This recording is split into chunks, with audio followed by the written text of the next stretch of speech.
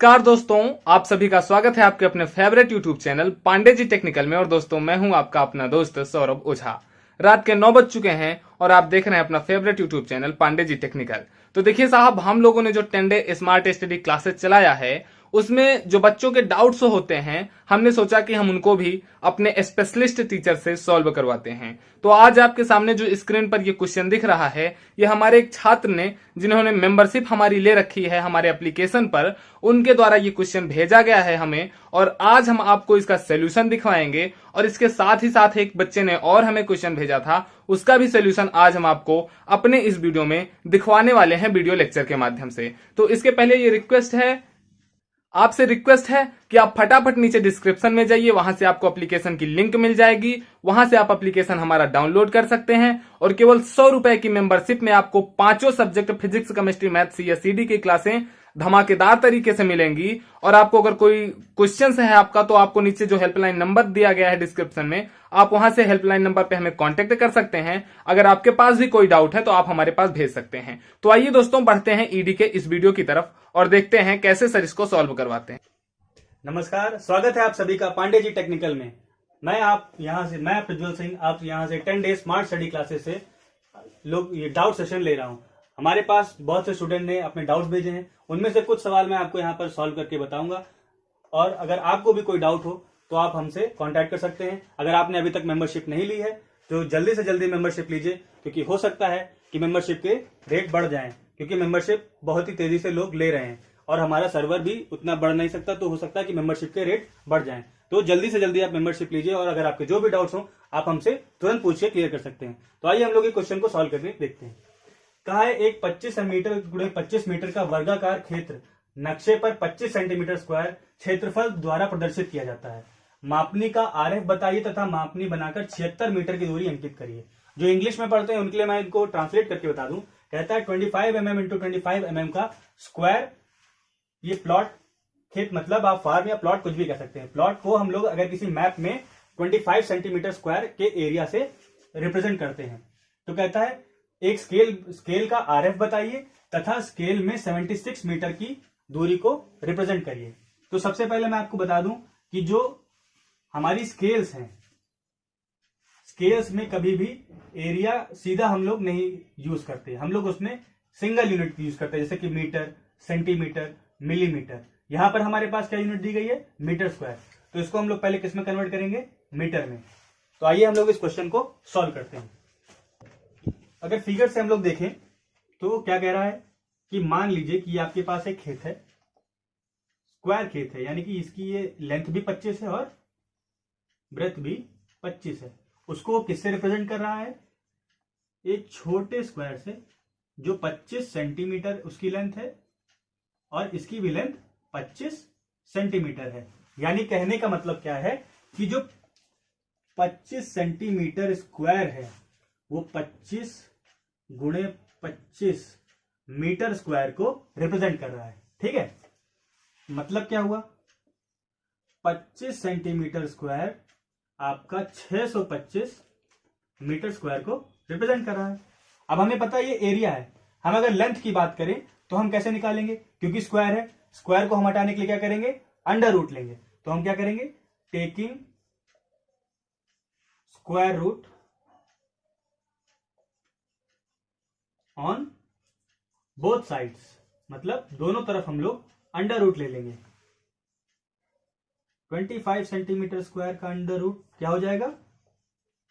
यहां इक्वल्स का मतलब है रिप्रेजेंट करना, बराबर का मतलब है कि जो 25 सेंटीमीटर गुणे 25 सेंटीमीटर है वो 25 मीटर बराबर 25 मीटर को रिप्रेजेंट कर रहा है। तो इसका मतलब ये हुआ 625 मीटर स्क्वायर। यानी इसका मतलब क्या आया? 5 centimetre is equals to 25 metre. ठीक है, यहां तक आपको बात समझ में आई? तो इसके आगे मैं ऊपर का रब करके, इधर का ये डायग्राम रब करके आपको दिखा देता हूं।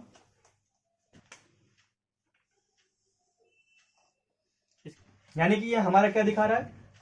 5 सेंटीमीटर जो है 25 मीटर के बराबर है।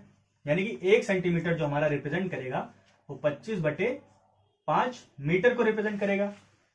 ठीक है, तो यानी कि हमारा जो 1 सेंटीमीटर रिप्रेजेंट कर रहा है वो 5 मीटर को रिप्रेजेंट कर रहा है। यानी कि अगर हम लोग 1 सेंटीमीटर की लेंथ बनाएंगे तो हमारा रिप्रेजेंट कितना करेगी? अगर हम लोग 1 सेंटीमीटर की लेंथ बनाएंगे तो हमारा 5 मीटर को रिप्रेजेंट करेगी। ठीक है ना? तो मैंने क्या पढ़ाया था, सवाल में क्या पूछा? सवाल में पूछा है कि आरएफ निकालिए, रिप्रेजेंटेटिव फैक्टर। तो मैंने आपको पढ़ाया था हमारी क्लास में कि आरएफ का फॉर्मूला होता है लेंथ ऑफ ड्राइंग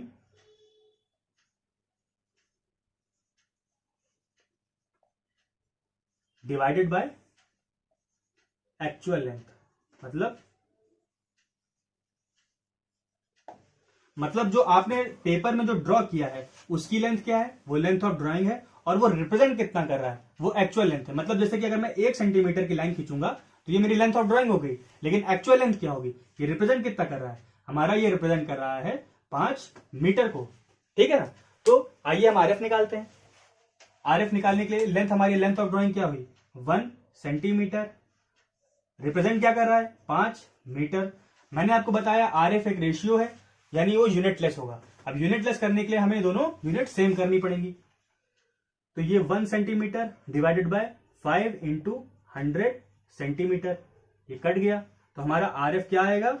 आरएफ हमारा आएगा 1/500। 1/500 हमारा यहां तक आ गया। तो ये हमारा पहला पार्ट क्वेश्चन का सॉल्व हो गया, हमारा आधा क्वेश्चन सॉल्व हो गया। अब आगे क्या कहता है? तथा मापनी पर 76 मीटर की दूरी अंकित करिए। तो चलिए हम दूसरा सेकंड हाफ जो क्वेश्चन का है वो हम सॉल्व करने की कोशिश करते हैं। तो अब आगे अगला पार्ट हम लोग क्या ड्रॉ करेंगे? 76 मीटर की दूरी को अंकित करना है। कैसे हम लोग अंकित करेंगे? तो सबसे पहले हम लोग इसके लिए लेंथ ऑफ स्केल निकालेंगे, LOS। लेंथ ऑफ स्केल क्या होती है? लेंथ ऑफ स्केल होती है representative factor into maximum length जो हमें ड्रॉ करनी है, maximum length to be drawn. मतलब जो हमें मैक्सिमम लेंथ ड्रॉन करनी है उसको हम लोग आरएफ से मल्टीप्लाई कर दें तो हमें कितनी बड़ी स्केल बनानी है, कितनी बड़ी मापनी बनानी है, वो उसकी लेंथ निकल के आ जाती है। तो हमसे कहता है 76 मीटर की दूरी को अंकित करनी है। तो हम लोग अगर 80 मीटर की स्केल या मापनी बना लें तो उसमें हम 76 मीटर की दूरी को अंकित कर पाएंगे? बिल्कुल कर पाएंगे। तो हम लोग एक मैक्स वैल्यू मान लेते हैं, 80 मीटर की हमको बनानी है। तो हम लोग की लेंथ ऑफ स्केल क्या आएगी? 1/500 जो हमने अभी कैलकुलेट किया इंटू 80 मीटर। अब हमें पता है कि मीटर को हम लोग अपने पेपर में नहीं ड्रॉ कर सकते, हमारे पास जो स्केल होती है जनरली सेंटीमीटर में होती है, तो इसको हम लोग सेंटीमीटर में कन्वर्ट कर लेते हैं। 1/500 गुणे 80 इंटू 100, ये हमें सेंटीमीटर में स्केल दे देगा। 0 से 0 कट गया, क्या आ गया? 16 सेंटीमीटर। तो हमारे पास जो स्केल आई वो आई हमारे पास 16 सेंटीमीटर की। ठीक है, 16 सेंटीमीटर की आई। अब हम लोग लेंथ, हमें स्केल की पता चल गई क्या है, आरएफ हमें पता है, क्या हमें दूरी उसमें अंकित करनी है वो हमें पता है। तो चलिए हम लोग अपनी स्केल ड्रॉ करते हैं। तो स्केल बनाने के लिए हम लोग सबसे पहले क्या करेंगे? कुछ नहीं करेंगे, जितनी भी हमें दूरी आई थी, हमारी लेंथ ऑफ स्केल हम ऊपर लिख लेते हैं। लेंथ ऑफ स्केल हमारी आई थी 16 सेंटीमीटर। तो आपको एक लाइन खींचनी है ऐसे, जिसकी लेंथ होगी 16 सेंटीमीटर। ठीक है, अब इसको आपको क्या करना है, क्योंकि हमने मैक्सिमम 80 माना है तो सबको 10-10 पार्ट के 8 पार्ट में तोड़ देते हैं। तो इसके हम लोग क्या करेंगे? 8 डिवीजन कर लेते हैं। 8 डिवीजन कर लेते हैं तो क्या हो जाएगा? 10, 20, 30, 40, 50, 60 और 70 हम लोग नाप पाएंगे। और इधर से हम लोग 10 पार्ट और कर लेंगे तो हम लोग 1, 2, 3, 4, 5, 6 भी नाप पाएंगे। तो क्या करें? इसके हम लोग 7 पार्ट कर लेते हैं। तो हम डिवाइड कैसे करेंगे? जैसा मैंने आपको सिखाया था, कुछ नहीं करना है, एक ऐसे स्ट्रेट लाइन खींचिए, कुछ भी डिस्टेंस कंपास में भरिए और जितने पार्ट करने हैं उतनी लाइन खींच दीजिए। जैसे कि हमें कितने करने हैं? 8 पार्ट करने, तो 1, 2, 3, 4, 5, 6, 7 और 8। अब क्या करना है? इस पॉइंट को इस पॉइंट से मिलाना है और इसी के पैरेलल इस पॉइंट से यहां ऐसे, ये ऐसे, ये ऐसे, ये ऐसे, ये इस तरह से करते हुए हमें पार्ट मिल जाएंगे। तो हम लोग क्या करेंगे? ये आपको ये याद रखिएगा कि ये जो हिस्से हैं, ये सारी लाइनें, ये आपको लाइट रखनी है और ये जो आपकी स्केल है ये डार्क रहेगी। इसके कंपैरिजन में ये बहुत लाइट रहना चाहिए। तो अब हम मार्किंग कर लेते हैं। पहला हमारा, जैसे कि स्केल में हम हमेशा करते हैं, ये 0 हो जाएगा, ये 10, ये 20, ये 30, ये 40, ये 50, ये 60 और ये 70। अब क्या करेंगे?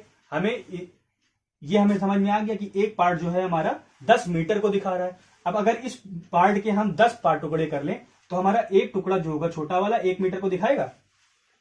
जैसे कि एक पार्ट हमारा कितना रिप्रेजेंट कर रहा है? 10 मीटर। अभी इसको हम लोग 10 से डिवाइड कर दें तो हमारा जो एक टुकड़ा आएगा वो 1 मीटर को रिप्रेजेंट करेगा। तो हम लोग क्या करें, इधर वाले हिस्से को हम लोग 10 पार्ट में तोड़ लेते हैं। कैसे करें, सिंपल सी बात है, इस तरह से ऐसे लाइन खींचेंगे, वही तरीका 1 2 3 4 5 6 7 8 9 और 10 इसको ऐसे मिला लेंगे। उसी तरह से सारे पैरेलल करते हुए ले आएंगे तो हमें यहाँ पर 10 पार्ट मिल जाएंगे। 1 2 3 4 5 6 7 8 9 और 10।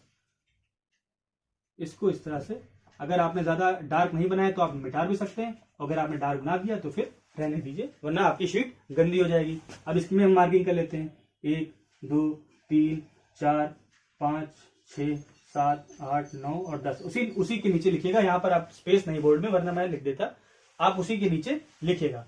ठीक है, तो अब हमें क्या दर्शाना है, 76 मीटर की दूरी। तो 70 तो हमारे पास यहां से हो गया 7 और 6 मीटर और हम नाप लें तो 1 2 3 4 5 और ये छठा।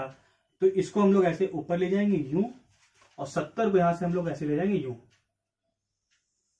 ऐसे हम लोग लाइन बनाएंगे। यहां जैसे मैंने आपको एरो हेड बनाना सिखाया, एरो हेड बनाएंगे।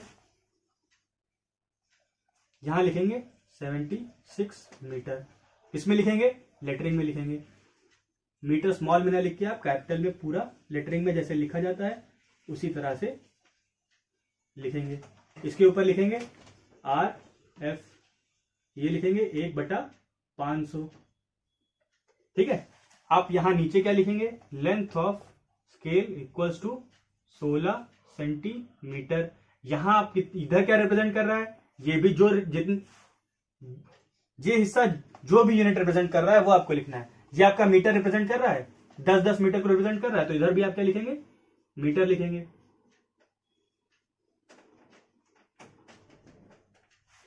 ये हिस्सा भी आपका मीटर रिप्रेजेंट कर रहा है, तो इस हिस्से को भी आप मीटर लिखेंगे। ठीक है, तो इस तरह से ये हमारा स्केल जो है सॉल्व हो जाता है। इस तरह से ये हमारा स्केल का बन के आ गया। तो आपके पास अगर कोई एरिया का क्वेश्चन आया तो अब मैं उम्मीद करता हूं कि आप उसको सॉल्व कर लेंगे। तो एक और लड़के ने हमें एक सवाल भेजा था, चलिए उसको भी देख लेते हैं। तो हमारे पास एक और सवाल भेजा गया था। उन्होंने बोला कि सर जो आपने रेशियो पढ़ाया है हम उस रेशियो से बनाए, हमारी बुक में तो दूसरा रेशियो दिया हुआ है, तो दोनों में से सही कौन सा है। तो मैंने बोला आपको जो सही लगे वो उस तरह से कर लीजिए। तो उन्होंने बोला ये वाला रेशियो आप बनाना सिखा दीजिए, आपने 10:8 में तो बनाना सिखा दिया, 7:4 में किस तरह से बनाएंगे। तो आप सभी से रिक्वेस्ट, अगर आपको भी कोई सब्जेक्ट में डाउट हो रहा हो और आपके एग्जाम वैसे भी करीब आ रहे हैं, अगर आपको अपने डाउट क्लियर करने हैं और अगर डर लग रहा है कि बैक लग जाएगी, बैक से बचना हो, या आपको अपने सब्जेक्ट में कुछ भी क्वेश्चन पूछने हो, तो आप हमारी मेंबरशिप ले सकते हैं, हमारे साथ डाउट में डिस्कशन कर सकते हैं, डाउट क्लास में आप हमारे साथ हो सकते हैं। आपने जो डाउट्स हैं हमारी टीम को भेज सकते हैं, आपके सारे डाउट क्लियर किए जाएंगे, आपके सारे क्वेश्चंस बताए जाएंगे। तो चलिए ये लेटरिंग का हम लोग समझते हैं कि 7:4 के रेशियो में हम लोग कैसे बनाते हैं। तो उन्होंने बोला कि सर 10 mm में हमें लिखने के लिए आता है और हमें 7:4 में बनाना है। तो चलिए मान लेते हैं हमें एक शब्द लिखना है द। ठीक है, तो यहां पर 7 हमारा जो रिप्रेजेंट करेगा वो हमारा हाइट है और जो 4 है वो हमारी लेंथ है। तो क्या करेंगे, हम लोग 10 मीटर की ऐसे लाइन खींचेंगे और इस तरह से बना देंगे।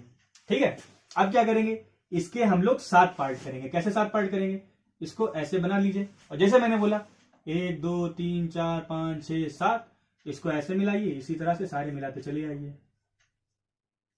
ये आपका अब एक पार्ट जो होगा ये 7 पार्ट में डिवाइड हो गया।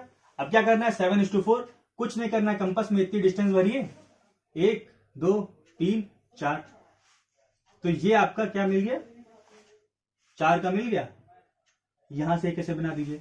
अब अगला शब्द लिखने के लिए एक ब्लॉक की डिस्टेंस होती है, तो एक ब्लॉक और मारा, फिर 1 2 3 4 ये हो गया, फिर एक ब्लॉक मारा, दूसरी लाइन हो गई, 1 2 3 4 ये हो गया। तो अब हम क्या करेंगे, जैसा कि हमने आपको बताया कैसे लिखेंगे, यहां से टी बनाएंगे, ये टी हो गया, यहां से एच बनाएंगे, ये एच हो गया, ये ई बनाएंगे, ये ई हो गया।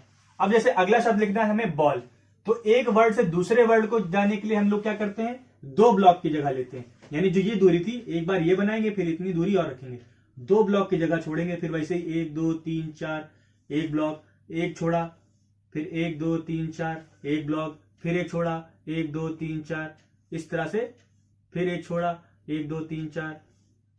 अब इसमें हम लोग बॉल लिख लेंगे, ये बी हो गया, ये हमारा ए हो गया,